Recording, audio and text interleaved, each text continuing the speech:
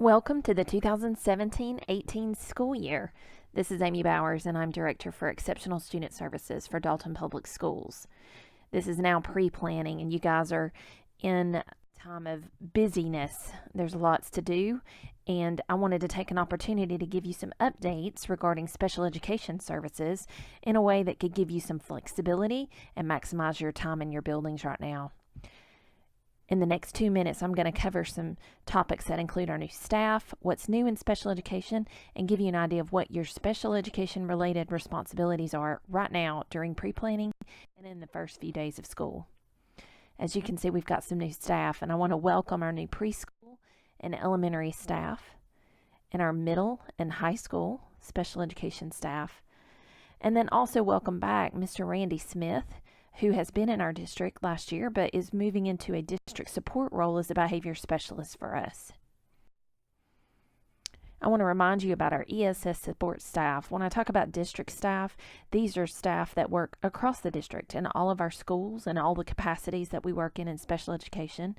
I want to point out that we have learning specialists, instructional specialists for all grade levels and both curriculums that special education services provide services for. Dr. Amy Haynes works with grades K through 6, Dr. Laurie Wright, grades 7 through 12, and April Wicks will be available to teachers in the alternate curriculum, and also she'll be assisting with preschool services. Our coordinator for parent involvement is Rosa Pacheco, and she's a great resource for parent workshops in your building, IEP transition. She's our contact for Georgia School for the Deaf, and she's also helps with IEP meetings. And then, of course, our famous Ben Sumalong, who is our awesome technology specialist, and he's your guy to go to for questions about hardware, software, printing, assistive technology devices for your students. I do want to point out that we've updated some procedures in our written guidance. These are minor clarifying updates. In the past, we've had a number of updates, and I'm so thrilled to tell you that they're really just minor clarifications to the forms. But they're worth your time and effort to go find them. They're in our district Canvas page, and I encourage you to go check it out. You'll learn more about it as we continue to talk and as the school year goes. And I continue to check it out and download those references and go to that site and visit those references anytime you work on an IEP. All right, along those lines, our new special education staff may be having a little bit of anxiety thinking about writing IEPs. So we want to give you some time and attention during pre-planning to begin to write your first IEP.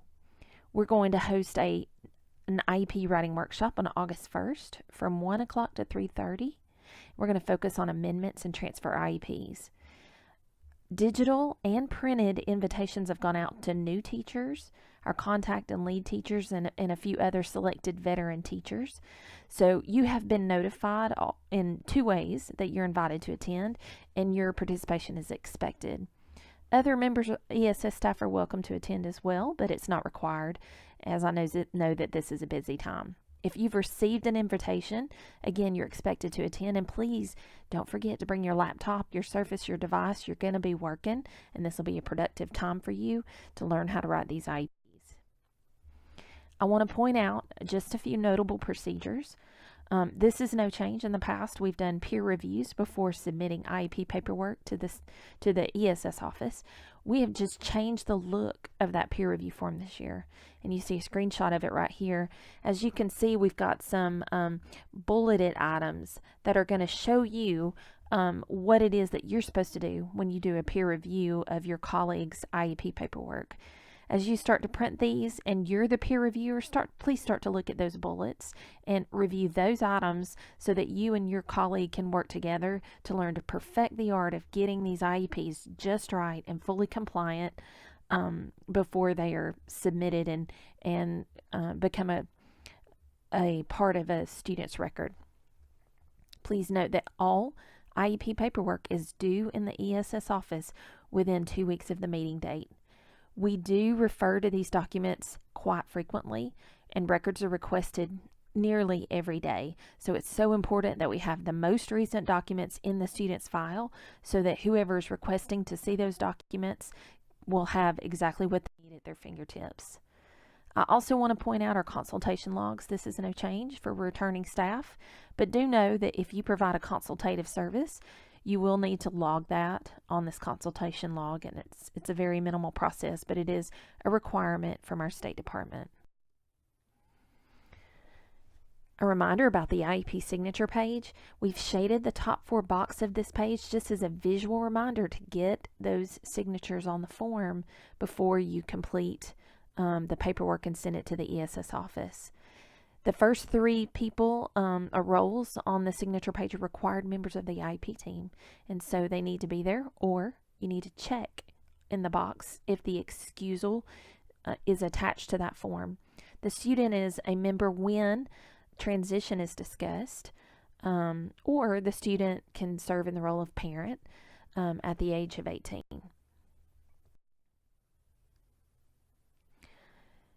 A little bit of clarification about the parent excusal form. There's still some confusion about that, and it is a very important legal piece of what it is that we do in the facilitation of IEP meetings. The parent excusal form is related to IEP meetings when we have said who our required members of the IEP team are. By law, LEA representative, the special education teacher, and the general education teacher are the required members of the IEP team, which you can see on the screenshot, and we've circled down at the bottom as required members of an IEP team. If those members are marked to attend, and they should be, and one of those members cannot attend, then it's important that you get something in writing from that member and then present that with the consent for excusal form to the parent in order to continue to hold that meeting without that person present. You're basically saying they're not here in person, but they've given us some input to consider as a team as we discuss an IEP for the student. You can also write in a required member. So if you're going to have a meeting and it's important that a particular person or a particular role be part of that meeting, then go ahead and put that person's role on the notice of meeting as a required team member. But then if that person's unable to attend, you will have to get an excusal for that person. So I just wanted to take a second to link these 2 documents and try to, again, make that connection between when the excusal is needed and how that should look in the process of the IEP meetings. We've updated the testing grid for this year's test. I want to point out that the OAS, which is like our district benchmarks, and right score assessments are expected to occur in some capacity, but we don't have those dates nor the details. So for those of you that did this process last year, you may wish to continue to do that so that you don't have to do sudden IEP amendments as we have in the past. But I have to be upfront, I don't have the details on that yet, and it would be a bit of a projection. So you work with your IEP teams to do what's best for your team and your students. I want to highlight some new district work that we did last year as we head into the end of this presentation. Throughout the year last year, we were all working together to get to know our who and to try to help figure out the best ways to meet their needs. Throughout the year last year, we looked at data on students, and we, as teams in schools, started looking at particular data. Some of you've seen this data and some of you haven't, and that's okay. We're at different places in each of our schools with what our needs are. I want to point out that based on this data, we were able to sort and kind of start to see 3 groups of students with particular needs. And over time, we've started calling these needs group, intensive needs group, moderate needs groups, and transitioning needs groups. Based on these groups, we're going to start talking about student groupings, the types of services, and the instructional resources that students need. Because of that and those conversations, at the end of the year last year and into the summer, we pursued some new things that I want to highlight for you, and I'm really excited about for you to know. I want you to know that we have purchased some new instructional materials for literacy and math, and those will strategically start to go out this year. We've also provided some professional learning for teachers and paraprofessionals in new instructional techniques that are going to be used, and we had nearly 100% participation. So thank you to each and every person that was invited and took time out of your summer schedule to attend. That's just an amazing contribution to the future of our students. I want to point out that we have a new I3 trained group of teachers coming into Dalton Public Schools this year. They just completed a full week of professional learning, and they're excited to get in and start to select their students and work with those students. So thank you to those teachers that are participating. We've created a new developmentally focused separate class model, which is like a resource class, which is a kindergarten to second grade classroom at Blue Ridge School. And you'll learn more about that as the year goes, but we have a new teacher and 2 paras in that role, and we're excited to welcome them into this new endeavor and excited to see how these students make progress in this model.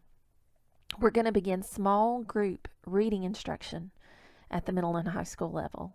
We're going to start small group numeracy instruction at the secondary level. We're going to provide separate class model content area instruction at the high school level. And in other terms, some people would call those resource classes. We're going to have some resource classes available to students with super intensive needs at the high school level. And then in conjunction with that, we're going to provide some additional skills, and we really think that we're going to see some great growth in our students. And finally, we've had some intensive behavior needs in the past few years, and we now have a highly trained behavior specialist who's going to be able to assist us with those students with intensive behavior needs. In the past few years, we've had a partnership with the Georgia Department of Education, and Dalton High School has been kind of the target of that work as we have sought to increase our graduation rate for our students with disabilities. This year, we're going to pick up that work with Dalton Middle School. So Dalton Middle School staff, you'll start to hear a little bit more about the SIP process, which stands for Student Success Imagine the Possibilities. Just know that everything we're doing right now for all of our students at every grade level, from preschool all the way up to graduation, is about graduation. We want our students to graduate, be independent, and be successful in whatever it is they choose to do. Contact teacher information is attached to the email that came with this presentation. But here's a quick note about who those people are: contacts and leads in your buildings, and Section 504 coordinators in our buildings are also listed as well. I just want to let you know, for new staff, the special education office is located at the 101 building, which is on 101 North Thornton Street, which is across from the post office right next to City Park School. And just a reminder to everybody that we have 2 conference rooms in that building that can be used upon reservation. They're comfortable spaces, and so do know if you have some work that needs to be done in your with your group or your building, you're always welcome to reserve that space. Again, communication is going to occur through our district ESS Procedures and Resources site in our Canvas page. All of our staff should be comfortable with Canvas at this point, and all special education teachers should have access to this course. If you don't have access, please email or call me, Amy Bowers, and know that this is the location to go to when you need information related to special education. We're trying to put everything out in writing, and so it's here, and we have it organized the best we know how to do right now. If you'll go to the files, and then particularly for IEP Writing Documents, the IEP Writing and Meeting Resources, you'll see circled all the different files we make available for IEPs. Please be sure to go to that site and get that information. Attached to this email, we've got a beginning of the year checklist. This is what you need to be doing right now. It's a checklist for you, and it's going to describe the work that needs to be done before planning is completed and within the first 3 weeks of the school year. Also, a note that we will do IEP Progress Reports as required by state and federal rules, and those will go out with report cards, and those dates have been set by Dalton Public Schools. Special education teachers will receive Outlook invitations to get these dates on your calendar, so it'll just be a reminder to get those progress reports done. It's also the time in which we submit consultation logs as well, and so that's going to show up on your email, but these are the dates in which those will occur. A reminder, all students have to have an annual IEP meeting, and all annual IEP meetings must be completed by April 13th. I know this is a month before school ends, but it does take some time to process, and every single element in that IEP is used in some way by the Department of Education and has to be accurate before teachers leave for the school year, so it takes some time to get through that. So no exceptions. All IEPs have to be completed by April 13th, 2008. Also, in order to minimize issues with transitions and really support our students in the best way possible, we don't want any IEPs to end within the first 2 months of any school year for any student that's in our district. So if you have an IEP on your caseload that will end between like August and October, really May and October, you will need to write a new IEP at a time so that that IEP doesn't end at that time. Remember, all ESS paperwork is due in the ESS office by April 27th, and that date is strategically 2 weeks after the April 13th date in which all IEPs are due. Remember, after a meeting, you have 2 weeks and to get that paper to the ESS office so that we can get that processed and get that in each student's file. If you have more questions, where do you go? The ESS Canvas page. Go there, look for that written guidance. If you can't find what you're looking for, contact your learning specialist or contact me or anyone in the ESS office, and we're more than happy to help you and point you in the right direction. Our contact information is right here. Looking forward to seeing you and hopeful that you enjoy this new year, enjoy your new instructional resources, enjoy your new relationships and your new staff in your building, and I wish you the best. Have a great week and see you soon.